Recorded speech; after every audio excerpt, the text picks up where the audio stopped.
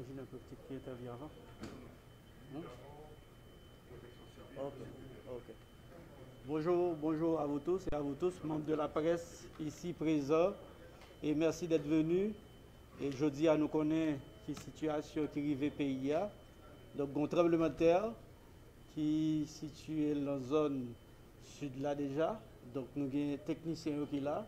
Et déjà, nous allons faire place parce que le Premier ministre là, et M. Ariel Henry, pour le parler, pour l'intervenir, pour lui dire justement et qui ensemble de mesures prend, et puis un premier état des lieux de situation.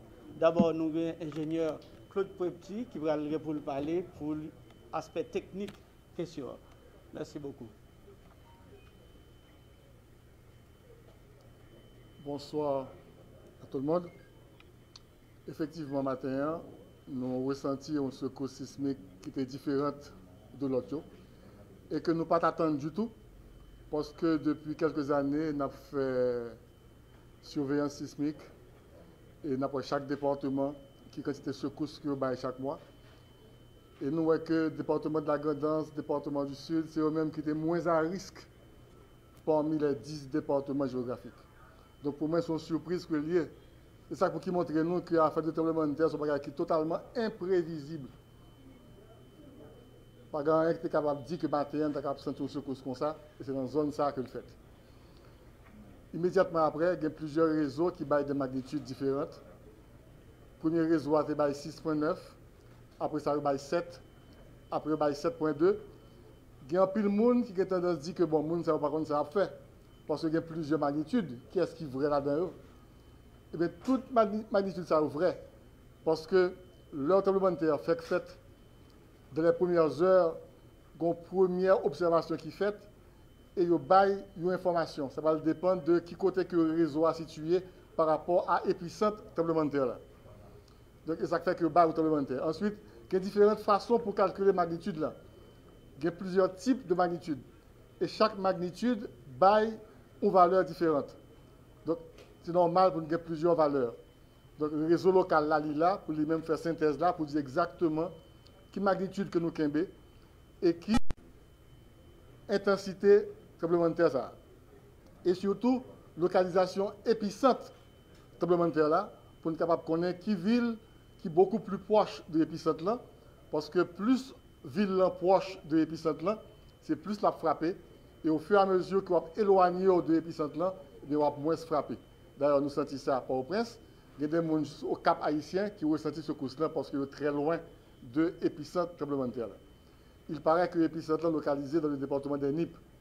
Il faut toujours connaître que les NIP, c'est un département à risque sismique. Donc, en magnitude 7, c'est un gros tremblement de terre qui est comparable à 12 janvier 2010, mais il n'a pas fait autant de dégâts. Et le magnitude 7 est capable de provoquer des répliques de magnitude inférieure à 7. Et répliques ça est capable de provoquer des effondrements de bâtiments.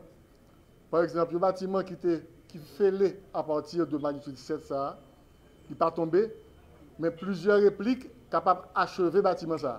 C'est ça qui fait que nous demandons aux gens pas courir en train dans la caille, parce que nous prenons senti des répliques pendant plusieurs années, et il y a des répliques que nous n'avons pas même ressenti, c'est la station sismique qui est capable d'enregistrer. Donc, tant pis, tant d'évaluation TPTC avant que nous entrions dans le caille, si le caille a fissuré, pour ne pas être victime de répliques tremblement de terre. Ensuite, le tremblement de terre est capable de faire dans la mer ou bien sur terre. S'il fait sur terre, eh bien, il est capable de provoquer des remous de la mer s'il est proche côte là. Donc, il est capable de provoquer ou remonter assez minime de la mer, et c'est ça qui passe en Haïti justement. Mais si faille là passe dans la mer et que ce coup sismique là fait sous faille ça, il est capable de provoquer un tsunami dans les secondes qui suivent. Je pense qu'à l'heure qu'il y a là, si tu as un gros tsunami, il t'a fait déjà. Donc, pas d'alerte de tsunami de Kodoma. Donc, c'est deux bagages que nous devons parler avec nous, de réplique et que le tremblement de terre a été assez fort, de forte magnitude, 7. Donc, réplique, nous allons le ressentir pendant plusieurs temps. Donc, tant pis, pas paniquer. Donc, pas courir entrer dans la caille, pas courir dormir dans la caille qui est fissurée, parce que réplique est capable d'achever la caille et nous sommes capables de victimes. Donc, pour le moment, ce n'est pas tellement l'aspect technique là qui intéresse nous, parce que nous connaissons l'aspect technique déjà, nous connaissons la magnitude là, nous connaissons l'épicentre là.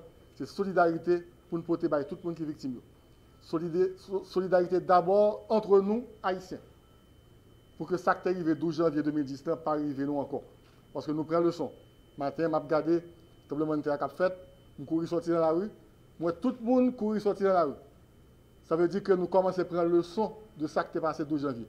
Alors que 12 janvier, c'est exactement le phénomène inverse là.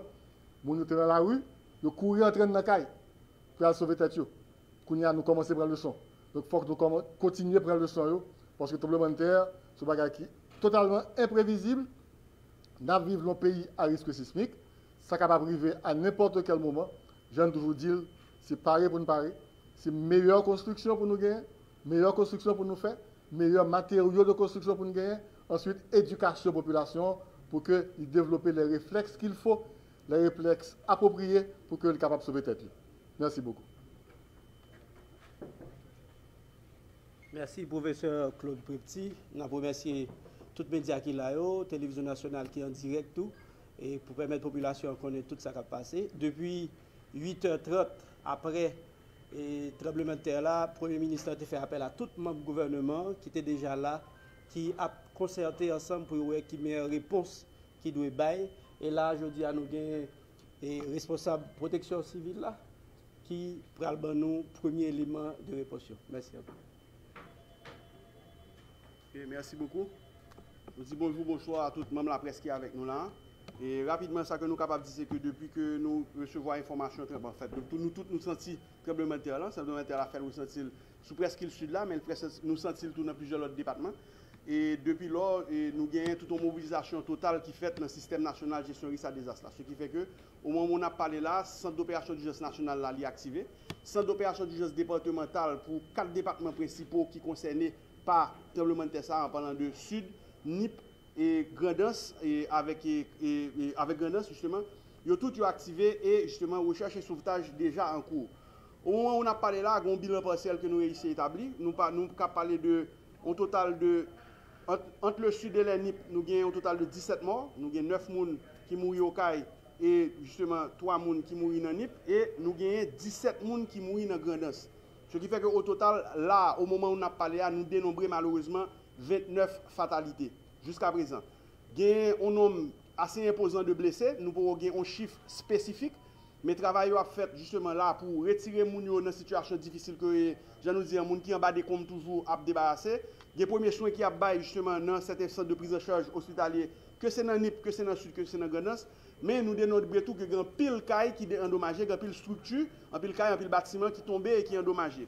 Et pendant que nous avons parlé là, il y a justement un pile recherche qui fait, il y a des recherches, nous faisons parler avec l'équipe sauvetage et secours nous avons qui est au CAI, qui a travaillé toujours sous l'hôtel Le Manguier, côté que nous dénombrons plusieurs morts.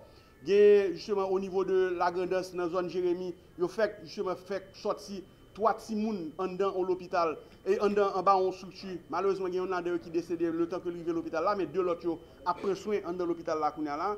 Donc, je dis, recherche et sauvetage a continué. Et du point de vue, nous avons dit, Habitat, nous attendons pour nous gagner un bilan exhaustif consolidé de différents départements pour nous capables de dire exactement combien de cas qui crasé, combien de cas qui fissuré, combien de cas qui justement est impacté. Là, pour le moment, nous avons une coordination qui a faite au niveau central pour que tout acteur qui travaille dans la protection civile, qui est avec nous là, vienne porter côte par eux et dit nous qui ça y gagné en façon pour nous-mêmes nous organiser comment on a fait pour nous capables de porter aide là. Pendant que nous avons parlé là, il y a justement des missions de support et de secours qu'a organisé pour aller vers les cailles et vers Jérémy. Nous avons des équipes médicales qui pourraient le déployer là pendant qu'on a parlé là, justement pour que d'ici après-midi, ils soient arrivés et venir en appui à l'équipe qui travaille.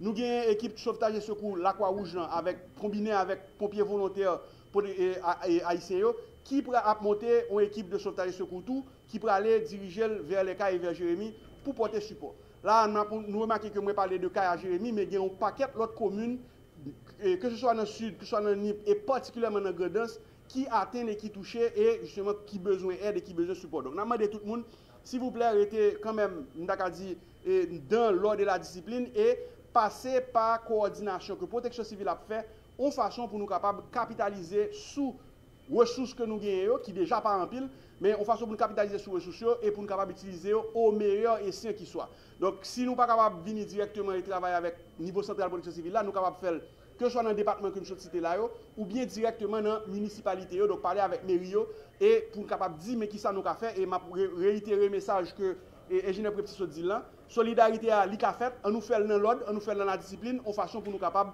le plus efficace que possible. Je pense que pour le moment, c'est l'information que nous gagnons pour nous partager dans la protection civile. Nous avons pour nous faire un prochain print presse à peu près vers 4 h de l'après-midi, côté que éventuellement nous avons mise à jour de chiffres qui gagnent et de actions qui entreprises et qui déjà en cours, en façon pour nous capables de porter aide et secours à frères nous à nous qui sont en difficulté dans tout le département studio. Je dis nous merci pour l'attention et nous pourrons parler encore à partir de 4 h de l'après-midi. Merci. Merci, ingénieur. Et nous remercions encore la Télévision nationale d'Haïti qui est en direct, qui a permis que toute la population entende le point de presse ça. Et le Premier ministre là, il est très sensible par rapport à sa crivé. Il y a informations, certaines informations, il y a des images qui viennent joindre tout. Et nous demandons la population en tout pour ne pas partager des images qui étaient passées déjà, parce que y a une bonne image qui a passé sur question de tsunami, etc. Donc nous demandons de suivre toute information le gouvernement pour communiquer. Et ceci, protection civile, a continué à toute évolution qui gagne en termes de chiffres, en termes d'informations qui gagne dans l'ensemble de zones. Donc, le Premier ministre, là, Dr. Ariel Henry, qui est pour le déplacer et pour le faire visite, et il a profité de parler avec nous avant de faire le déplacement. Excellent. Bonjour. Jeudi, théâtre tremblé. Il tremblait dans le sud, dans la Grandance particulièrement, il fait un pile de dégâts. Première information que nous avons, dit-nous que nous avons plusieurs blessés. Il y a un pile de monde qui mourit et il y a un pile de caille qui crase. Dans un pile de monde qui mourit, il y a 2 qui mourit qui fait nous mal en pile. Nous apprenons avec beaucoup de peine la mort du sénateur Fortuné, de même que de Théma. Ça a affecté la communauté haïtienne, ça a affecté la communauté politique, et ça a affecté nous tous, monde dans le sud comme le monde dans le Grand Nord.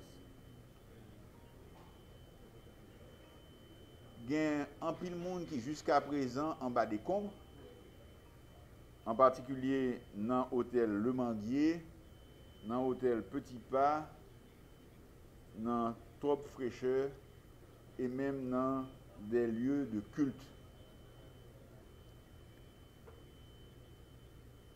Direction protection civile là, et centre d'observation de données maritimes, dit-nous que nous n'avons pas besoin d'une alerte au tsunami. Nous avons continué à surveiller pour nous voir si le tremblement de terre n'a pas fait l'autre dégâts, en particulier des répliques. Nous demandons à toute population pour ne pas paniquer et en éviter information qui pas information qui est juste. Matin, nous animer, nous mobiliser, ça les COUN, le centre d'opération d'urgence. Dans COUN, sont entités dans le gouvernement qui réunit l'ensemble des ministères, mais aussi ensemble partenaires que nous gagnons pour voir qui en a fait face à une catastrophe. De même, nous activons dans le département du Sud, des NIP et de la Grandance, COUDIO, c'est-à-dire le centre d'opération d'urgence des départements. Tout gouvernement et structure protection civile mobilisées et nous demandons des populations redoubler d'efforts et de précautions, surtout si nous avons une réplique. Le gouvernement décide matin de décréter l'état d'urgence pour 1 mois suite à la catastrophe. Nous invitons toute population en solidarité, l'une avec l'autre, et nous recommençons pour dire encore, en éviter toute panique face à tremblement de terre. Merci.